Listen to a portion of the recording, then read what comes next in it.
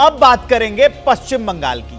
पश्चिम बंगाल में क्या आंकड़े हैं, क्या वोट शेयर है, वो जानिए। ओपिनियन पोल का अनुमान है कि बीजेपी को 39% 39% वोट मिलेंगे, टीएमसी को 44% और कांग्रेस को जो है 8% वोट मिल सकते हैं, अन्य के खाते में 9% वोट जाएंगे। ये परसेंटेज जो है, इसको अगर मैं सीटों में कन्वर्ट कर दूं तो अनुमान यह है कि बीजेपी को 16 से 18 सीटें, टीएमसी को 23 से 25 सीटें, कांग्रेस के खाते में 2 सीटें जा सकती हैं। ये भी बहुत बड़ा आंकड़ा जो है वो निकल के आया है। इसी बीच एक अपडेट आ रही है, वो मैं आपको दे दूं कि कांग्रेस के सांसद है इमरान प्रतापगढ़ी, जो सरकार और विपक्ष के बीच में है, लगातार चल रही है तनातनी। तो जैनेंद्र मेरे सहयोगी कांग्रेस सांसद इमरान प्रतापगढ़ी से बात करेंगे, सुनवाते हैं।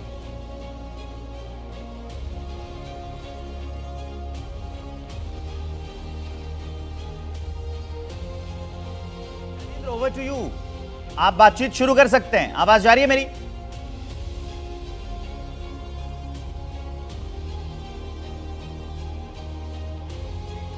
जैनेंद्र से संपर्क हम दोबारा साधने की कोशिश कर रहे हैं। वापस हम लौटते हैं उस मुद्दे पर कि जो आंकड़े अब की बार आए हैं रामकृपाल सर, ये तो पिछली बार से ही मिलते जुलते हैं। पिछली बार भी 18 सीटें आई थी।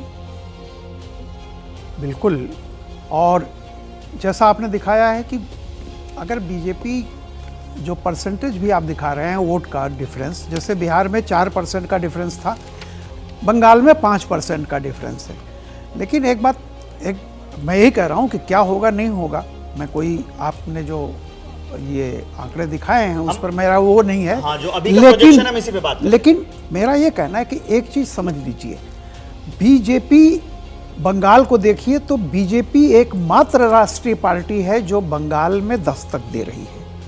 यानी जो 2 राष्ट्रीय पार्टियां थी जिन्होंने 60 साल 70 साल वहां मिला करके किया था, मार्क्सवादी कम्युनिस्ट पार्टी और टीएमसी, सॉरी ये कांग्रेस, ये दोनों जीरो हो चुकी है। और जैसे पिछले इलेक्शन में आपने देखा है 73 सीटें बीजेपी को मिली, 3 से 73 या 74 जहां भी पहुंची हो, तो अब वो सीटों में कितना कन्वर्ट होता मैं नहीं कहता। और ये राष्ट्रीय चुनाव है। हाँ। और वहां पर एक क्षेत्रीय दल के सामने एक राष्ट्रीय पार्टी है। अमूमन वोटिंग ये होती है कि राज्य के लिए क्षेत्रीय पार्टी, केंद्र के लिए राष्ट्रीय पार्टी।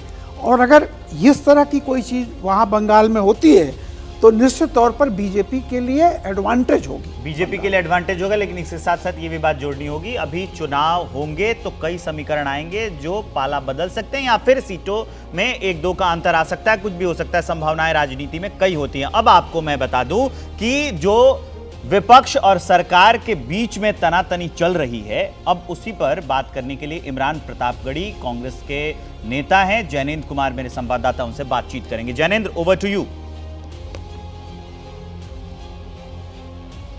बिल्कुल विवेक, इमरान प्रतापगढ़ी मेरे साथ हैं और ओपिनियन पोल पर के जो आंकड़े हैं उस पर इनसे बात करेंगे। साफ तौर पर इमरान जी, अब तक 333 सीटें ही हम लोगों ने दिखाई है, लेकिन इसी में से 206 से 226 सीटों पर बीजेपी प्लस यानी बीजेपी गठबंधन आगे है। कांग्रेस प्लस यानी कांग्रेस गठबंधन अभी भी 69 से 79 सीटों पर ही है। साफ दिख रहा है कि ओपिनियन पोल में बीजेपी की सरकार बनती हुई नजर आ रही है। फिर क्या होगा इंडिया अलायंस का और क्या होगा कांग्रेस के अरमानों का? देखिए, मुझे लगता है कि अभी आप बहुत जल्दी एक राय बना ले रहे हैं। अभी इंडिया अलायंस में सीट शेयरिंग तक पे बात नहीं हुई है और अभी से आपने ये नतीजे निकाल लिए कि क्या होने जा रहा है। मैं महाराष्ट्र से हूँ, मैं पूरी जिम्मेदारी से वहाँ जो जमीन की नब्ज है वो बता रहा हूँ आपको कि एमवीए अलायंस इतना शानदार प्रदर्शन करेगा और इस आहट को बीजेपी समझती भी है। यही वजह है कि एकनाथ शिंदे जी, देवेंद्र फडणवीस जी, यानी भाजपा और शिंदे गुट का गठबंधन होने के बावजूद उनको अजीत पवार को भी लेना पड़ा।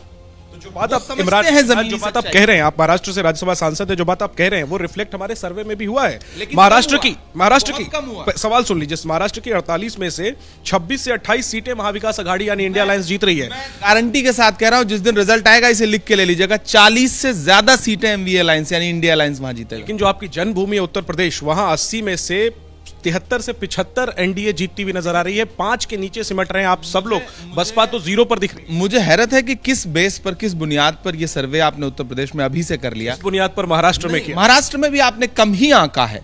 महाराष्ट्र में आपको समझ में आ रहा है, एकदम ग्राउंड पे दिख रहा है। लेकिन उत्तर प्रदेश में जो नए समीकरण बनने जा रहे हैं, उत्तर प्रदेश में भी गंगा जी में बहुत पानी बहेगा, तो मुझे लगता है कि बहुत जल्दी है। अभी आपने बसपा को कहां आंक लिया, समाजवादी और कांग्रेस पार्टी के सीट शेयरिंग पे कोई बातचीत ही नहीं हुई है अभी। ऐसे में बहुत प्रिय है, ये बहुत प्रिय है। आप देखिएगा उत्तर प्रदेश में भी आपको चौंकाने वाले आंकड़े मिलेंगे। आप 70 से ज्यादा सीटें आप एनडीए को देते हुए दिख रहे हैं, जो या 73 से 75 एनडीए और कांग्रेस और सपा का अलायंस 4 से 6 सीट के। आप आने दीजिए प्री अलायंस, इतना बहुत जल्दी, मैं तो कह रहा हूं ना, अभी गंगा जी में बहुत पानी बहेगा। उत्तर प्रदेश के राजनीतिक समीकरण आने वाले 1 महीने में बहुत बुनियादी तौर पर बदले। ये इशारा कर रहे हैं कि बीएसपी भी आने वाले दिनों में इंडिया अलायंस में शामिल हो सकती है और जिसकी वजह से आपको कॉन्फिडेंस है कि समीकरण बदल जाए। नहीं, पहली बात तो हमारा जो समाजवादी और कांग्रेस का अलायंस जिस पे बातचीत चल रही है और जमीन पे बातचीत हो रही है, प्लस आपके सर्वे के बाद बहुजन समाजवादी पार्टी भी नए सिरे से सोचना शुरू करेगी। तो मैं कह रहा हूं ना कि अगले 1 महीने में बहुत सारी चीजें बदलेंगी और उसका परिणाम जो होगा वो उत्तर प्रदेश में। निजी तौर पर आप मानते हैं कि बीएसपी को इंडिया अलायंस में आना चाहिए, आने से ही इंडिया मजबूत होगी, इंडिया अलायंस मजबूत होगी? यूपी जो भी राजनीति करने वाला दल, किसी भी क्षेत्रीय हो राष्ट्रीय हो, अगर वो डॉक्टर बाबा साहब भीमराव अंबेडकर के संविधान को बचाना चाहता है, उनके मिशन को बचाना चाहता है, तो उसको इंडिया अलायंस का हिस्सा बनना पड़ेगा। अब ये तो मायावती जी को तय करना है, बसपा को तय करना है। लेकिन लोग ये सोचेंगे कि प्रियंका गांधी के प्रभारी रहते आप लोग केवल 2 सीटें जीत पाए विधानसभा चुनाव में। अब तो प्रियंका जी भी यूपी से चली गई हैं, अविनाश पांडे नए प्रभारी आ गए हैं। अब ऐसा क्या करने वाली है कांग्रेस कि आप कह रहे हैं कि सब कुछ बदल जाएगा और पानी बहुत बहने वाला है आने वाले? देखिए, तब सपा बसपा का अलायंस था, बहुत डेडली कॉम्बिनेशन था, हमारा एक बड़ा वोट बैंक इस उम्मीद में उस अलायंस के साथ चला गया पिछले लोकसभा चुनाव में, जो जिसको लगता था कि वो हरा रहे। तो जाहिर सी बात है इस बार तो समीकरण बिल्कुल बदले हुए हैं और इस बार अगर ऐसा कुछ हुआ कि सब एकजुट हो गए तो आपको बहुत चौंकाने वाला परिणाम दिखेगा। इमरान, प्रधानमंत्री उम्मीदवार का जो सवाल है, हालांकि उसमें तमाम राज्यों में मोदी आगे ही दिख रहे हैं, राहुल गांधी को अनाउंस अभी तक ऑफिशियली आप लोगों ने नहीं किया है, तब भी क्या लगता है इंडिया अलायंस को एक प्रधानमंत्री का उम्मीदवार देना चाहिए? और खरगे जी का नाम उभरा था, तो क्या खरगे होने चाहिए, राहुल गांधी होने चाहिए, कौन होगा? देखिए, लोकतंत्र में मेरा मानना है कि नहीं देना चाहिए जी, क्योंकि तमाम जो क्षेत्रीय दल हैं सबकी अपनी अपनी लोकप्रियता है और यही लोकतंत्र के लिए अच्छा भी है कि संसदीय दल की बैठक हो और उसमें चुना जाए जिसको भी नेता चुना। हमारे सर्वे पर तो आप सवाल उठा रहे हैं, आपका अपना आकलन क्या है? इंडिया गठबंधन कितनी सीटें जीतने जा रही है आने वाले लोकसभा चुनाव में? क्योंकि बस अब हर जगह ये चर्चा होने लगी है, पहला ओपिनियन पोल है एबीपी का और उसमें बीजेपी आगे है। आप खुद को कहां कितनी सीटों पर पा रहे हैं पूरे गठबंधन? जी, मैं पूरी गारंटी के साथ, जिम्मेदारी के साथ ये कह रहा हूं कि काट की हांडी 2 बार चढ़ चुकी है, तीसरी बार नहीं चढ़ेगी। चाय 2 बार उबाल के पी सकते हैं आप, तीसरी बार जहर हो जाती है। इस बात को देश समझता है। तो और इस बार इंडिया अलायंस, आप अभी कितने भी सर्वे बना लीजिए, अपने अपने तर्क हैं, बीजेपी के अलग दावे हैं, कांग्रेस के अलग दावे हैं। अगर राजनीति नाम का कोई पहाड़ होता तो उस पर जो सबसे बड़ा पत्थर होता या सबसे बड़े पहाड़ जो होते उसका नाम होता बड़बोलापन। आगे जाएंगे, हम आपको अपडेट देंगे। ओपिनियन पोल पर सांसद मनोज तिवारी ने कहा है सर्वे से भी बेहतर रिजल्ट आएगा, वही जिसकी मैं बात कर रहा था। 400 सीटों के पार एनडीए जाएगा, मनोज तिवारी का यह बयान। बिहार में सभी 40 सीट जीत सकते हैं, मोदी जी के लिए दिल से वोट करेगा देश। पूरा बयान सुनवाते हैं आपको। लोकसभा चुनाव 2024 के लिए एबीपी न्यूज सी वोटर के पहले ओपिनियन पोल में 333 सीटों में से 206 से 226 सीटें एनडीए को मिल रही हैं। इस पर हमारे साथ बात करने के लिए मौजूद हैं बीजेपी सांसद मनोज तिवारी जी। मनोज जी, 333 सीटों का अभी एबीपी सी वोटर ने ओपिनियन पोल कराया और वहां पर 206 से 226 सीटें जो है वो बीजेपी को मिलती हुई मिल रही हैं। पहला रिएक्शन आपकी तरफ से? देखिए, मेरा मानना है कि रिजल्ट इससे भी बेहतर रहेगा। जो हम लोगों का आकलन है कि इस बार हम 400 सीटों से पार जाएंगे। नरेंद्र मोदी जी को प्रधानमंत्री बनाने के लिए देश दिल से वोट करने निकलेगा और कोई ऐसा नहीं इस देश में अब जिसको नरेंद्र मोदी सरकार का लाभ न मिला हो। ऐसी स्थिति में हम सम्मान करते हैं, सर्वे का सम्मान करते हैं और जैसा कि आप कह भी रहे हैं कि 333 में से 226 के आसपास तक मिलती, तो हमारा आकलन भी आप देखेंगे इसके ही आसपास से। और पहले हमारी 303 सीट रही है बीजेपी की और अब बीजेपी की सीट 350 के पार होगी और हम एनडीए मिल करके 400 के पार होंगे, ऐसा मेरा आकलन है और वही सर्वे के आधार पे दिख भी रहा है। कांग्रेस की अगर हम बात करें तो जो यूपीए है उसको अभी तक 69 से 89 सीट के करीब ही मिलती हुई दिखाई दे रही है इस ओपिनियन पोल। देखिए, मेरा मानना है ना कि शायद उतना भी ना मिले उनको, क्योंकि उनकी जो कर्म हैं, उनके जो स्वभाव हैं, आदतें हैं, वो जनता को बुरा लग चुका है। अब आप समझेंगे कि उपराष्ट्रपति पद पे बैठे हुए व्यक्ति का मखौल उड़ाएं और आपको जनता प्यार भी दे, तो जो जनता आपको वोट दी भी है ना, देना भी चाह रही होगी, वो भी कट गई। की बात करें और बंगाल की बात करें तो ये दो राज्य ऐसे हैं जहां पर इस ओपिनियन पोल के जो आंकड़े बता रहे हैं कि वहां पर आपको इन दोनों राज्यों में 16 से 18 सीटें जो है वो मिलेंगी। वहीं बिहार में अगर हम महागठबंधन की बात करें तो 21 से 23 सीटें महागठबंधन निकाल रहा है, आपको 16 से 18 सीटें मिल रही हैं। वहीं पश्चिम बंगाल में टीएमसी को 23 से 25 सीट मिल रही है और आपको जो है वही 16 से 18 सीटें मिल रही हैं। इसकी क्या वजह है? जिस प्रकार से नीतीश जी का दिल टूटा है जिस प्रकार से अलायंस ने अपमान किया है बिहार का, अभी देखिए अलायंस के एक व्यक्ति ने कह दिया बिहार यूपी के लोग टॉयलेट साफ करने के लिए होते हैं। मैंने कहा तेजस्वी बाबू को कि आप तुरंत इस गठबंधन से अलग निकल जाइए, या तो दयानिधि मारन को निकलवा दीजिए।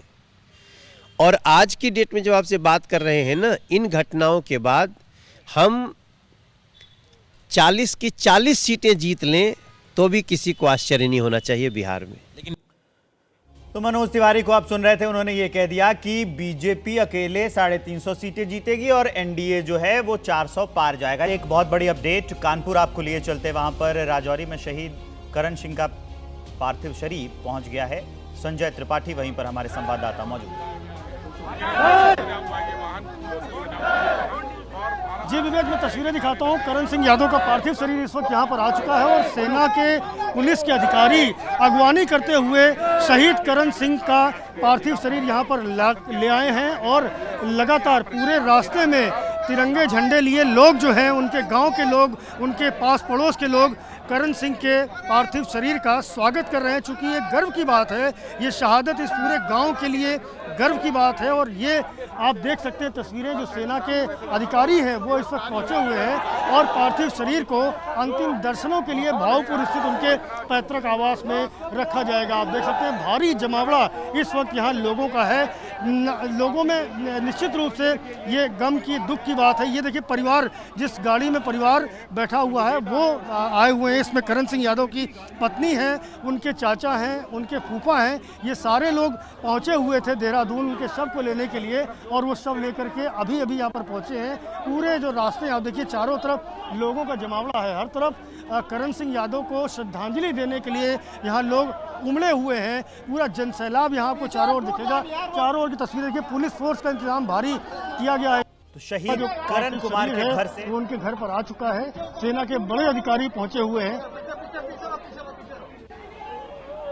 जी संजय।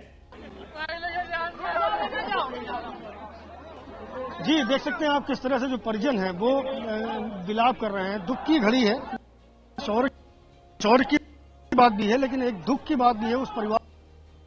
आप देख सकते हैं कि परिजना है उनका संभालना बेहद मुश्किल हो रहा है और पूरा जो इलाका है चारों तरफ देखिए तिरंगे झंडे लगा करके शहीद करण सिंह यादव का स्वागत किया गया है। उनका पार्थिव शरीर अभी उनके घर पर पहुंचा हुआ है और मैं आगे की ओर ले चलूंगा, आपको तस्वीरें दिखाता हूँ किस तरह से जो लोग हैं वो चारों ओर जमा है। सिर्फ करण सिंह अमर रहे ये नारेबाजी लगातार यहाँ पर हो रही है। पुलिस की पुख्ता इंतजाम भी यहाँ पर किए गए। आपको कैमरामैन केएल से कहूंगा कि आगे की तस्वीरें हैं उसको भी दिखाते हैं। ये आप देख सकते हैं आज उसका जो पार्थिव शरीर है उसको उनके घर के बाहर जो जगह, जो स्थान निर्धारित किया गया है वहाँ पर रखा जाएगा। इंडिया में रखता हुआ शहीद करण सिंह यादव का जो शव है अब उनके घर के बाहर लाया गया है। अंतिम दर्शनों के लिए यहाँ पर कुछ देर के रखा जाएगा और इसके बाद बिठूर जो घाट है वहाँ पर ही पहुंचेंगे। आप देखिए ये जो छोटा सा बच्चा है ये करण सिंह यादव का बेटा है, 1.5 साल की उम्र और 5 साल की बेटी है जो आगे ले जाई गई है। वो अपनी माँ के साथ आए हैं ये सारे लोग। ये छोटे छोटे बच्चे शहीद तो शहीद करण कुमार के घर से हम तस्वीरें आपको दिखा रहे हैं। ये दुख का क्षण तो है, लेकिन उसी के साथ साथ ये गर्व का क्षण है, ये शौर्य का क्षण है। ये जो गलियां आप देख रहे हैं, ये शहादत की कहानी कह रही हैं और गर्व कर रही हैं कि इन्हीं गलियों में करण कुमार हुए थे, बड़े हुए थे, और उसके बाद भारत माता के लिए उन्होंने अपनी जान न्यौछावर कर दी। आप देखेंगे गांव में जो आसपास के लोग हैं वो आए हुए हैं। ऐसे हालात में जो खबर मिलती है तो खबरों के बाद लोग अगल बगल के पंचायत के लोग भी आते हैं, जिले के लोग भी आते हैं, प्रशासनिक अधिकारी वहां मौजूद हैं, पार्थिव शरीर आया है और अंतिम विदाई अब उन्हें दी जा रही है। घर वालों के लिए ये पूरे देश के लिए कठिन क्षण तो है ही, लेकिन ये गर्व का क्षण भी है कि हम भगत सिंह की परंपरा के लोग हैं। और उस वक्त में आप देखेंगे कि पूरे सम्मान के साथ, राजकीय सम्मान के साथ ये शव लाया गया है। आखिरी विदाई दी जाएगी, गार्ड ऑफ ऑनर मिलेगा। ये ताज़ा तस्वीरें संजय त्रिपाठी हमें दिखा रहे हैं ग्राउंड जीरो से। संजय को अगर मेरी आवाज जा रही है, संजय ओवर टू यू। बहुत दुख का क्षण है, शौर्य का भी क्षण है। निश्चित रूप से एक पराक्रम दिखाया है करण सिंह यादव ने और वो शहीद हुए हैं, लेकिन ये दुख का भी क्षण है पूरे गाँव के लिए। निश्चित रूप से जो आसपास के लोग हैं, परिवार के लोग हैं, बेहद गमगीन है। और आप देख सकते हैं इस वक्त करण सिंह यादव का पार्थिव शरीर आएगा तो उसका फांका लगा हुआ है। तो मैं अपने कैमरा में पीछे पीछे जो तस्वीर दिखाएं, ये छोटा बच्चा आप देख रहे हैं बैठक की गोद में, ये शहीद करण सिंह यादव का बेटा है, 1.5 साल इसकी उम्र है। आप देख रहे हैं साथ में क्या कहेंगे आज इस मौके? तो वीरता के परंपरा की गवाही देती ये तस्वीर है। लोगों का हुजूम उमड़ा है आखिरी सलामी देने के लिए और आखिरी दर्शन के लिए। घर के लोग तो है ही, आसपास के पुलिस अधिकारी, जो स्थानीय नेता होते हैं वो आते हैं। लेकिन मैं बात कर रहा था उस शौर्य की कि बिहार के नालंदा में भी जब उनका बेटा शहीद होता है तो पिता ये कहता है कि मेरे 2 और बेटे हैं, देश की रक्षा में वो जाएंगे। उसी तरह से ये उत्तर प्रदेश में कानपुर की हम आपको तस्वीर दिखा रहे हैं। शहीद करण कुमार, उनके घर पर क्या तस्वीरें हैं, हुजूम उमड़ा पड़ा है। सब लोग यहाँ आए हैं अंतिम दर्शन के लिए। कानपुर में जो राजौरी में जो हमला हुआ था, कानपुर के ये करण कुमार शहीद हुए थे और उसके बाद पार्थिव शरीर आज कानपुर लाया गया है राजकीय सम्मान के साथ। संजय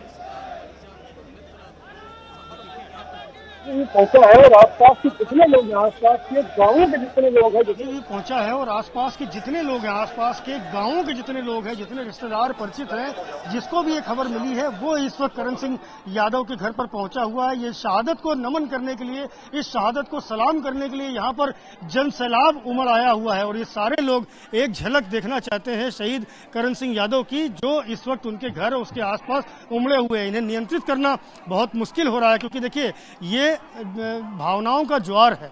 एक गांव का एक 26 साल का युवक करण सिंह यादव जो अभी कुछ साल पहले सेना में गया था, उसकी शहादत हुई है।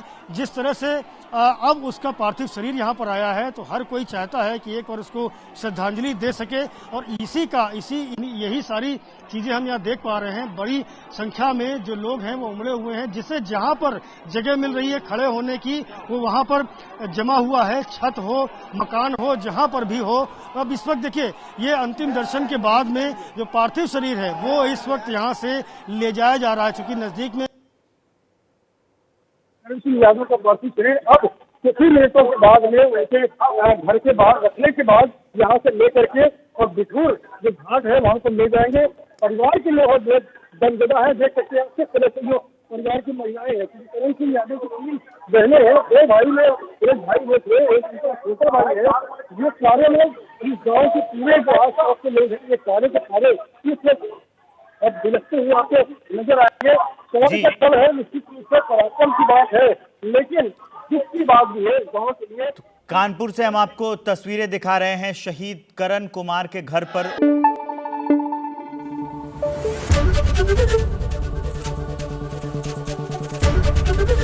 एबीपी न्यूज आपको रखे आगे।